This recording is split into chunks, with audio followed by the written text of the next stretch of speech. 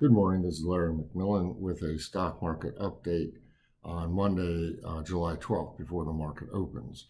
So we had another strong week last week. There was one negative day, but the bounce right off the 43.38 level creates a new support, at least short-term support for S&P. And below that, there's support at 42.60 and then a couple of other places below that. So the chart of S&P remains bullish, and that's the most important thing. So we remain bullish because of that. Now, there are certain indicators that have flirted with sell signals, and we'll talk about those. But overall, the picture still is that you need to retain a core bullish position, and then you can trade around that with certain of the sell signals. So one area that gave a sell signal and still on is the equity only put call ratio. Those rolled over to sell signals about a week and a half ago, and they're still holding on to those. So beneath the surface, things are a little bit less rosy, let's say. So there's been a certain amount of put buying for probably protection, but sometimes speculation.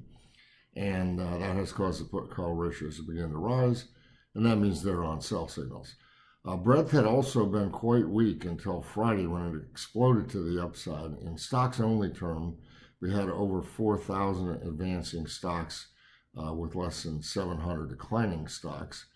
So it was a tremendously strong day in that regard. So the stocks only breadth oscillator is back on a buy signal. The New York Stock Exchange one is trying to catch up to that, but it's really been the stocks only in the breadth oscillator that's been the best indicator for breadth. So there is still a negative divergence there. Cumulative breadth has not gotten back to a new all-time high, but certainly the situation isn't as bad as it looked, let's say, going into the middle of last week. New highs versus new lows. We did see by Wednesday of last week, I guess, maybe Thursday, both in NASDAQ terms and in terms of stocks only, we saw a negative breadth, but that was not the case on the NYSE, which is the one we watch most carefully. So that indicator is still bullish, although it's waning, I'd say, slipped a little bit. VIX, though, stays very strong. Another spike peak buy signal occurred at the close on Friday, after VIX had spiked up a little bit during the week and then came back down very sharply. And the trend of VIX is lower. So that's bullish for stocks, as is the fact that the term structure of the VIX futures slopes upwards, and the VIX futures are all trading at a premium to VIX. So all those things are positive, and it's pretty much the way things have been all along. The VIX and S&P charts are positive for stocks. In other words, when VIX is going down, that's positive for stocks.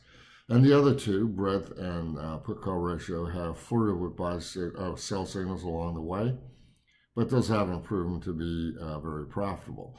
So right now we're holding, as I said, a core bullish position, and we will trade confirmed sell signals around it as they occur.